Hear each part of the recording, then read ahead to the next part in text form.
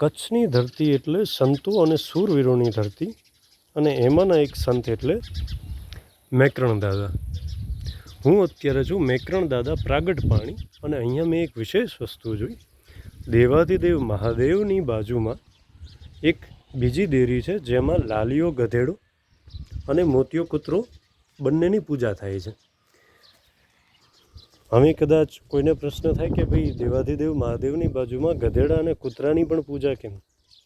તો 16મી સદીમાં જ્યારે મેકરણ દાદા થઈ ગયા ત્યારે મેકરણ દાદાની સાથે સાથે ગધેડો અને કૂતરો બંને માણસોની સેવા કરતા અને પોતાનું આખું જીવન પરોપકાર માટે આપેલું છે. તો બંને પૂજનીય છે. કહેવાનો અર્થ એટલો જ છે કે જ્યારે એક સજ્જન વ્યક્તિનો સંગ થાય છે તો જીવન કેટલું પૂજનીય અને સારું જાય છે.